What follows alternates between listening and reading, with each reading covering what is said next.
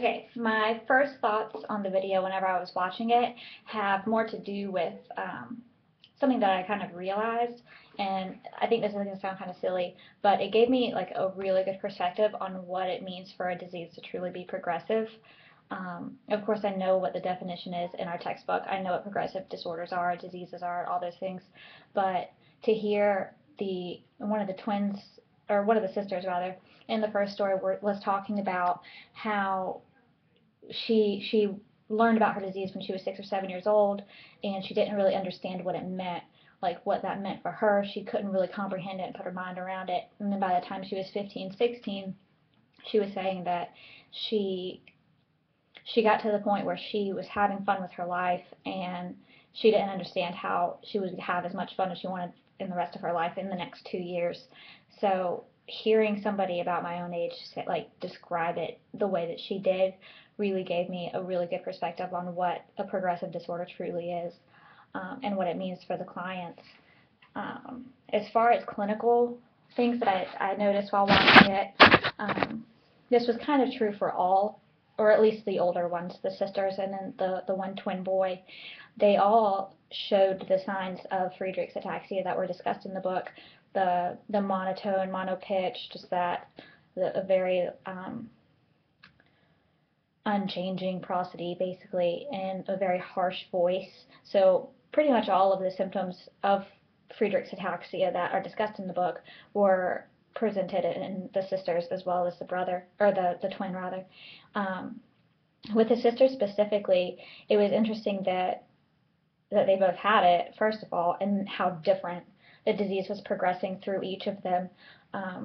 For example, Alex had a more breathy voice, and her speech was much less intelligible than Sam, whose voice wasn't as breathy, but it was a lot more harsh, and she had a higher intelligibility. Both of them seemed to have intact cognition. Their physical skills, more occupational skills or fine motor skills, seemed to be pretty well considering their disorder.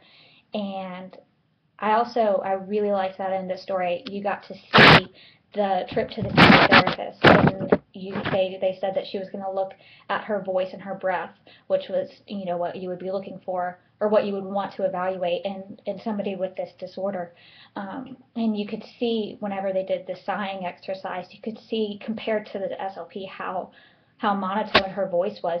There was a little bit of variation from her high point to her low point, but in general, it was pretty monotone.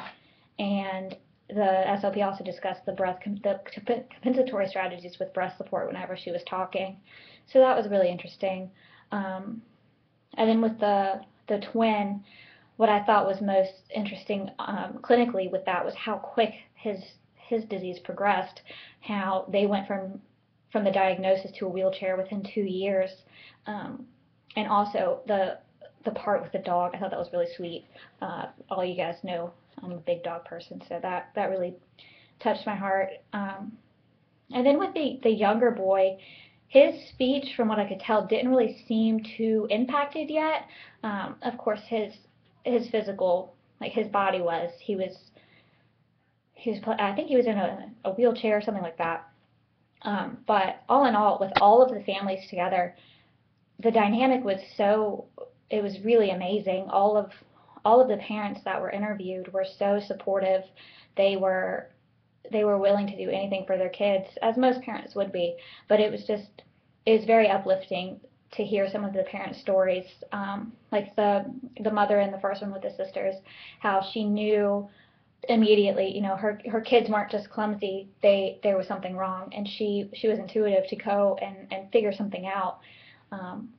And all of the parents they discussed how people ask them all the time, how do you do what you do? And they were all, well, not all of them, but they had the general idea that whenever you're faced with something like this, whenever your child has a diagnosis like this, that you're going to step up to the occasion and you're going to do what you have to do. There's no choice of not doing anything. So the fact that all of these families are so supportive is really great for all these kids. And then the difference with assessment in pediatric and adults. With assessment with pediatrics in this in this disorder, you would want to look, you need to be much more aware of the characteristics of the disease. Because it's progressive, most of these symptoms aren't necessarily going to be very salient in the beginning. So to know what the disease looks like, to know the symptoms and the characteristics and what's going to be affected, and to be able to pull those out and be able to identify it as Friedrich's ataxia is really going to be helpful.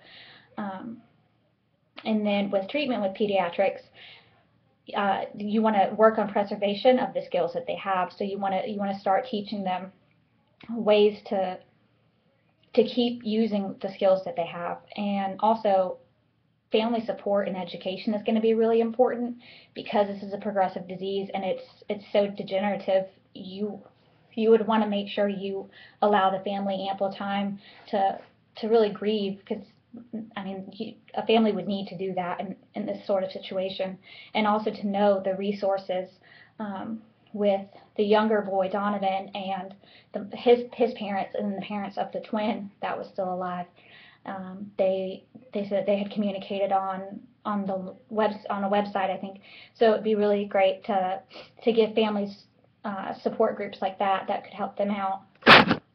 And that would be more important, especially in the younger kids, whenever the family's just starting to learn about it. So intervention, or treatment rather, should work on support and educating the family, as well as preservation of the child's skills.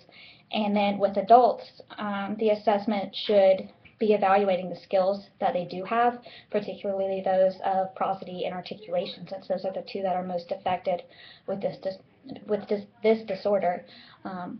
So the assessment would be the evaluation of those skills and the level of functionality that they have with those skills. And then treatment, you would want to work on maintenance again. So whatever skills they do have, you want to try to maintain them as well as you can, because it's degenerative. The maintenance is improving, basically. And then also support's going to be really important here too, because as it gets worse, it's going to be more affecting, or it's going to affect these clients more. Like that one of the sisters was saying that she was so upset, that now it's really hitting her, that she doesn't have that much time left. And for reasons like that, I think us having a really supportive environment and encouraging the family to have a supportive environment is really important. So that concludes all of my thoughts for this video. I hope you enjoyed my really long discussion.